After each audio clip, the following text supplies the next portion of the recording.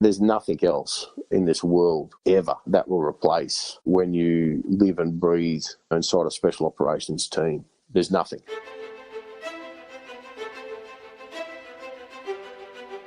Welcome to the podcast where we track down Australian war veterans, have a chat with them, and hear their stories. I'm Alex Lloyd, and this is Life on the Line. The single greatest sacrifice I've made is my family. There were a couple of public beheadings. In order to kill, you've got to be a little bit angry. Not psychotic, but just angry. We could look down Frankfurt and see it on fire. Stuff blowing up everywhere. There will be no surrender. And then they had to fight an enemy in amongst women and children in those buildings. I could never not go back. They were my friends and they felt like family. She did say, "You've changed." A soldier put everything on the line to help one of our blokes. Welcome to the third, and for now, final instalment in the story of H, as told to this podcast. I found this part of my chat with H particularly enlightening and moving.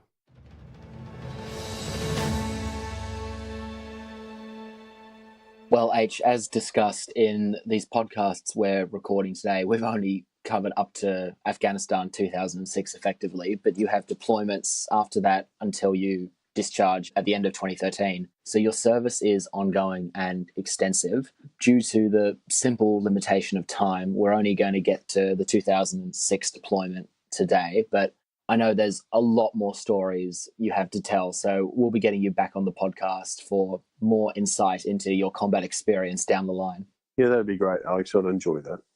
Looking back on the 2006 deployment, that's your first Middle East deployment, your first contact-heavy one, and that must have actually turned out more than you could have possibly hoped for going over there, because you're not just going over there being exposed to these big contacts, but you're, for a good chunk of it, not even working with your fellow commandos. You're working with these other elite units, with foreign forces, and doing some absolutely crazy stuff. Yeah, when I left at the end of that, which was right at the end of the year, as in me being me, I tried to extend it until I really got told to get my ass home.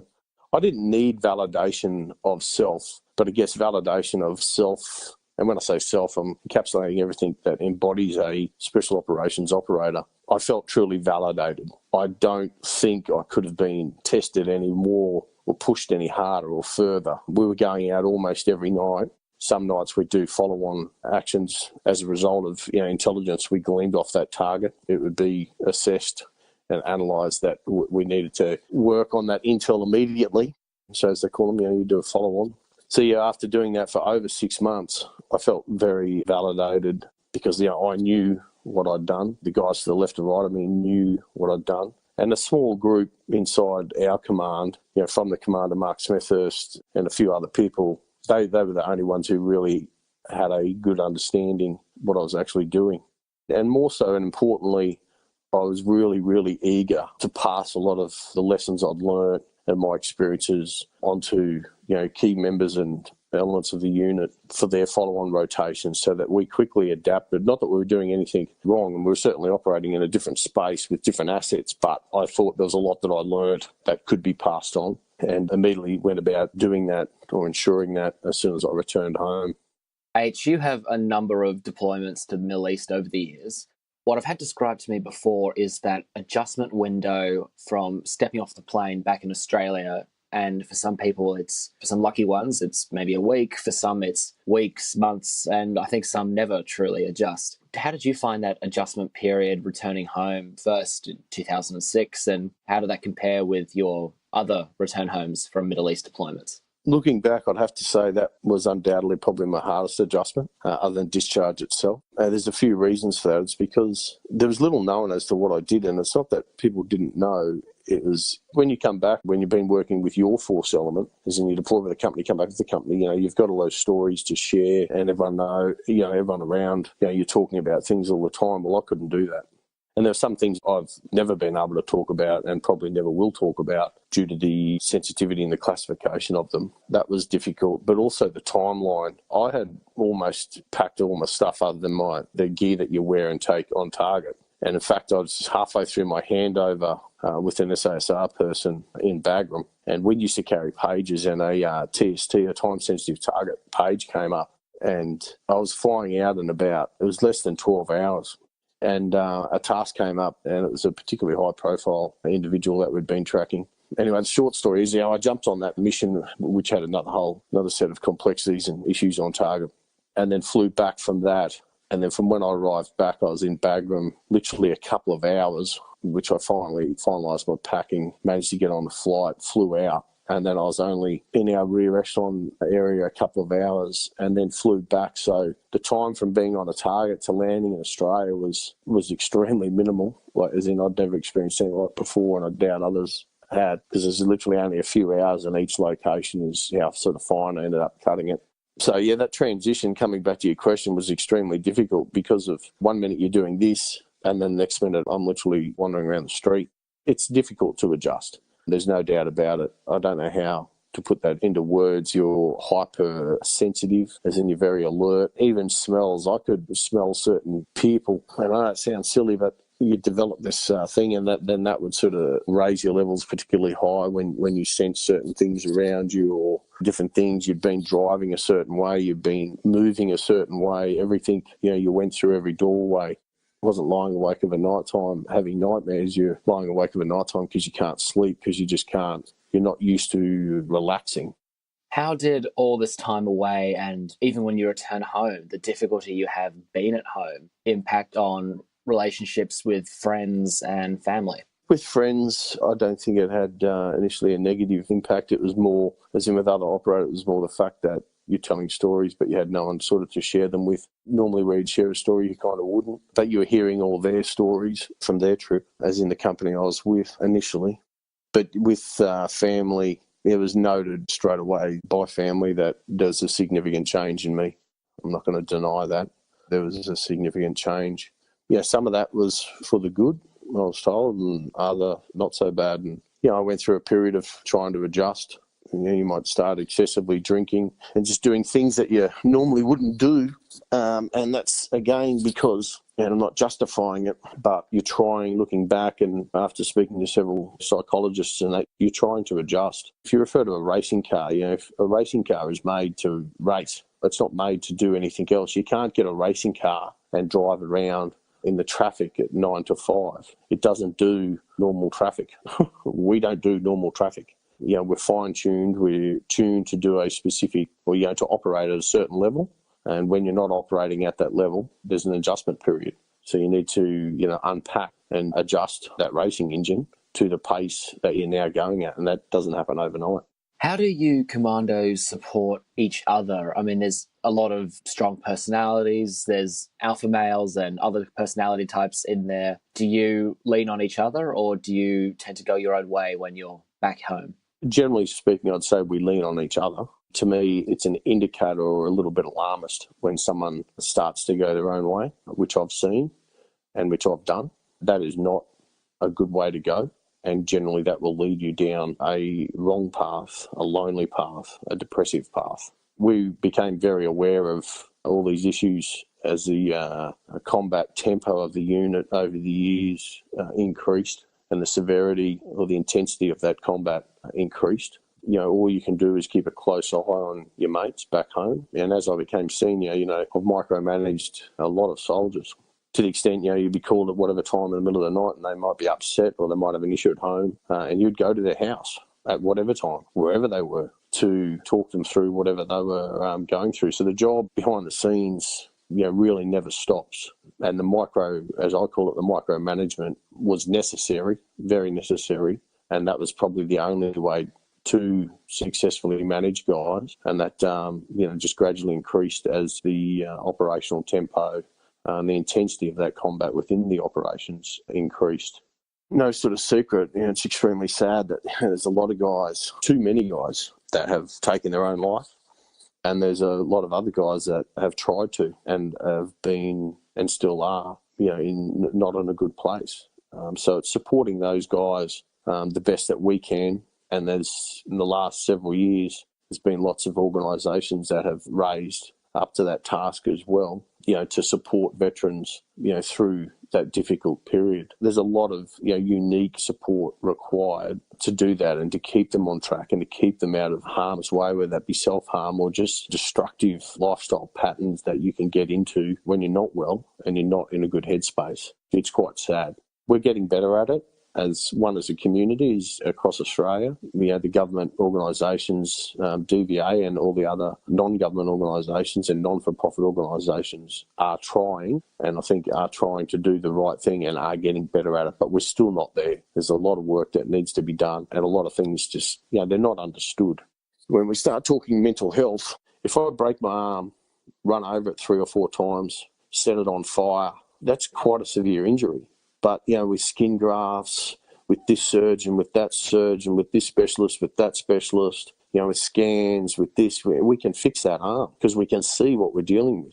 The problem that a lot of people don't understand, or is so hard to understand with mental health, you can't see it, so it's very undefined. Well, that nebulous quality also helps propagate the stigma, because a broken arm, we see a limb with a deficit, it needs attention to get back to what's accepted as the correct state of being, whereas the mind, like you say, we can't quite understand it or define it, and therefore there's less sympathy that's able to be extended sometimes because we don't truly understand or can't measure or quantify what change needs to be made. Yeah, it's very, very complex. I mean, where was that mind at? Where is that mind now? And where should that mind be? So what is the healthiest state for that individual? How do you tell that? How do you get it there? And all you can do is continue to go to specialists, it's counselling, psychologists, psychiatrists, and try and get your mindset, your mental health back into a healthy state. We will never be, and quite frankly, I don't want to be normal. I look around and see, what others consider to be normal people. Well, frankly, that's not normal to me. So we'll always have a heightened level of alertness. We'll always be, anyone who's served and been through, what we've been through, we'll never in fact be normal. All we're trying to do with those individuals or do to ourselves is get us back to a closer to normal, or what's considered normal state, so that you can have some element of happiness in your life, so that you can sleep well at night, so that you're not hyper alert, you're not catastrophizing, as I got told I was, catastrophizing things, because for so many years you're trying to look for what can go wrong, what can happen, as we call it, the most dangerous course of action. So we are always looking for, what can destabilise us, what's going to affect us on this mission, who around us now could hurt us, how am I going to get out of here, how am I going to get in here, what if I can't, what's the contingency plan? So this is going through your mind all day, every day. After Brett Wood, a very good mate of mine, was killed, and I became very good friends with his wife, Elvie. Anyway, we used to go to a cafe that they used to go to. When we'd walk in, he had a couple of places he liked to sit, and Elvie never ever said anything to me. And the first time we went to this cafe, without even thinking, I'm like, oh, hang on, we'll sit over here. And I sat in a certain position. She was a combination of laughing and crying. And I was like, oh, what's wrong? She's like, that's exactly what Brett does. When there's a group of us together, it's funny because someone will have to sit with their back towards that door or sit in an awkward position, and you can tell that, they're uncomfortable. So we sort of always have a joke about it. And because you like to sit in a certain spot, wherever you are, whatever restaurant, whatever cafe, whatever pub, bar, it's just, you don't even think about it, you just do it. So, there's little things like that. It just becomes harder to relax. So H, when did you discharge and why? Well, basically, as soon as I got home from my last trip, so I did, on my last tour, I did 2 back-to-back deployments, I guess you'd call them. That was through 13 into the start of 14. When I look back, it was a trip that, I wanted, and when it came up, pushed for. But, in retrospect, it was a trip I probably shouldn't have went on, because at that stage I was in the red, and you can only see that retrospectively. You can never see it at the time. And what I mean is I was that race car, but in the red now. I had an unfortunate incident overseas, like a disciplinary incident, and there were other, as we call them, combat indicators that I was not operating at my prime. Combine that with, I came home a couple of times, which were for funerals, one for Cam Baird's funeral and one for Hans Fleer's funeral. So once I got back from there, I was not in a good place. I made some poor decisions, and one of them I made whilst I was overseas because of a few things that had happened to me. That when I returned, I was going to immediately discharge, which I did. So basically, from landing back in Australia, I put in leave, and I really never worked another day. I had over 12 months leave in my book. which is an enormous amount, and also an indicator of how busy I was and how much rest I didn't have or how much rest I needed because I hadn't had any leave. I'm not putting that on anybody. I hold myself solely and wholly responsible for all my actions. But I should have been rested, and, I think there would have been different life outcomes, different career outcomes that would have been different to what they are. But like I said, I'm responsible for that because my personality was to push, and push. But yeah, to finish answering your question, I come back and basically took most of 2014 off, and my actual discharge was affected at the end of 2014. Do you have any regrets? I think I'd be lying if I said no. I have regrets, without a doubt, but they're mainly personal things that I'm not comfortable to go into. I will say I made some very, very poor decisions, and I did some very, very poor actions at probably one of the worst places or phases in my life. And speaking of regret, for the rest of my life, every single day, I'll regret those decisions. I'll regret those actions. And that's something that you can't take back time, and that's something I struggle to deal with, but I have to deal with it. I don't need to agree or like what I've done, but I need to accept that it's done, and I need to navigate a way forward, which, again, to be honest, is what I'm still trying to go through now, resetting myself, I guess, and just coming back to a better centre line of grounding. Career-wise, no, I don't really have any regrets career-wise. If I could, do it all again, there might be some, small little things that I'd change or wouldn't do or whatever, or advice from others I would listen to more so now. But my biggest regrets are personal regret. Do you miss it? Oh, definitely. But I only miss a few components of it. I don't regret leaving. I think I left at the right time. I might not have left under my ideal circumstances or the ideal setting, but what I miss the camaraderie, I miss the brotherhood, I miss the esprit de corps, and I just miss being with the boys, as we say. There's nothing else in this world ever that will replace when you live and breathe inside a special operations team. There's nothing that even comes close to it. It's coming to terms with that and doing the actual job. So when you are running at that full operational tempo, you're deployed, what you're doing. A lot of governance and a lot of administration and things started to creep in. And also, as I became more senior, you start doing less of what you want to do and more of what you don't want to do. I don't miss those things at all. But I'll always miss the job. But I'm also very happy that I left when I left. We all want our war, so to speak. I was fortunate I got that and had many very good and unique deployments. So for them, I'm grateful. One part of my soul's at rest, knowing that I have been fully tested on many, many occasions, and I stood the ground. So those things I'm comfortable with. Like I've said previously, I'm only uncomfortable with personal decisions I made and people that I hurt in making poor decisions. You were thrice decorated for conspicuous service and valour and have a very senior record, as we've covered in this podcast. Yet, do you look back and feel that you made a difference? I truly believe I did. I'm not arrogant about it. I'm humble and proud of what I did, what I achieved, and the people that I influenced along the years. The stamp, for want of a better term, that I left on the unit.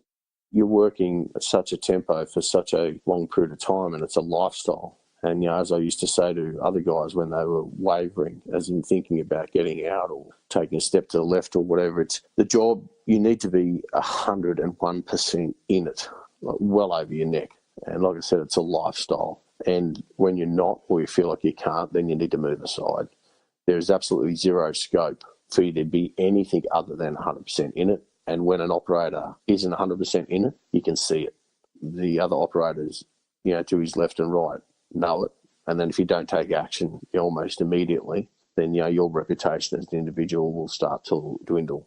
And we don't experience that often because the nature of most of the guys do exactly that if they're starting to feel that way or whatever. And that comes back to what I was talking about earlier, the micromanagement. You'd have an office call and you'd just talk through it all. And I'd always try and help the guys out as in to achieve however way they wanted to exit. Or if they wanted to take a step left as in do another job or whatever. If they were honest with me, I'd always try and support them any way I could to achieve what they wanted to achieve and to get to some element of happiness. You're behind the protected identity H, yet you've come on this podcast to share your story. Why did you choose to speak with me today?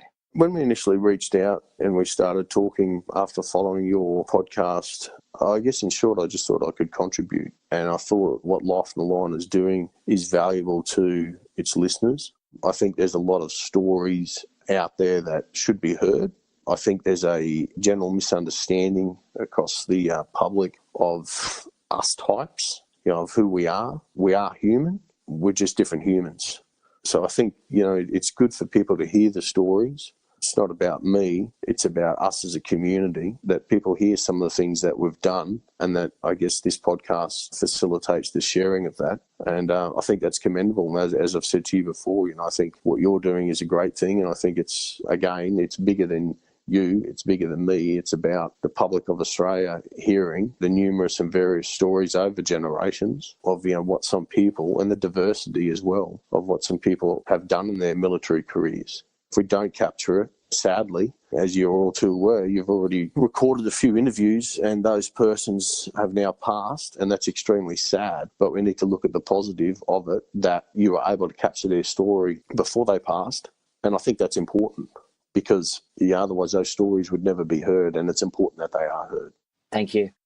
Well, H, you've gone right back to your roots, back to life on the farm. You've escaped to the country and you're as far away from the bustle of civilization as you can possibly be. What's your outlook on life today, and what does the future hold? My outlook's changed very much so in the last year. I had a high-profile international job that I won't go into the details of for almost 2 years. And at the time, I thought that was very good for me. It took me a little while to realise that it wasn't. And, me being me, I just got myself too spun up again and too busy and too influenced by other things that I shouldn't be influenced by, which, would lead me off track, so to speak. So coming back onto the land was something that I self-identified that I needed to do. I was not in a good place several months ago. Again, I'm man enough to admit that. And I realised that I was hurting myself, hurting friends and family, and it needed to stop. So I'm sort of more of a man of extremes. So I decided to do a complete life reset, moved into quite a remote locality where I was back on the land where I come from. And slowly but surely I'm finding myself sort of reappear more of my own natural state and getting more comfortable again with life. I've still got a way to go, but I'm determined and focused on that to continue to work hard, stay away from the bad influences, to make up for things I've done to people that I've hurt, friends and family, and to rebuild those relationships and to rebuild my life in more of a positive, simple, healthy, happy way that hopefully in the next few years I'll be able to buy my own property. Once I have that, I intend to look at ways where I can give back to the veteran community and help out as people have helped me, and as this lifestyle has helped reset me. I want to provide that to others. I'm a big believer that the city and the frequency of the city, being the hustle and bustle, all the the static that's literally around you, it's not healthy for us, as in it's not conducive to grounding a soul. And when you're on the land, you have limited distractions. You have a saying, what matters out here is what matters. And if you think about that, what matters in the city is, or what you think matters is 1,000 things every day, which really don't matter. But you start making them matter, and it's just a distraction. So you need to clear everything off your deck, which I did, and focus on only what matters. And I found that to be quite rewarding. So hopefully in a few years I'll have my own place and intend to set up a couple of different business concepts I have on there to give back to the community, and where I can help guys out in them transitioning, or if they're in particular trouble, in regrounding and finding their center line. Every man deserves to be happy and healthy. And I think we deserve that. We don't deserve it more so than anybody else. It's maybe just harder for us to achieve it. So there needs to be a more concentrated effort on getting to that place. So that's my focus for the future.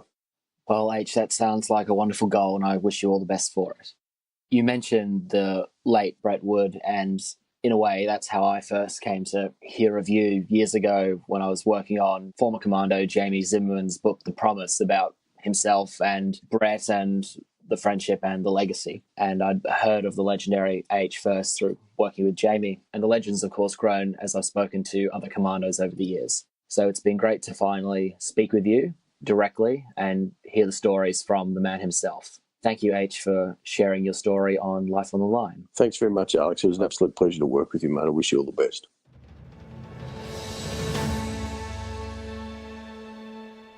I hope you enjoyed this 3-part interview with H. I certainly did. Stay tuned for when to expect him back on the show. Find us online at www.lifeonthelinepodcast.com and join the conversation on social media at LOTL Pod on Twitter and at Life on the Line Podcast on Facebook and Instagram.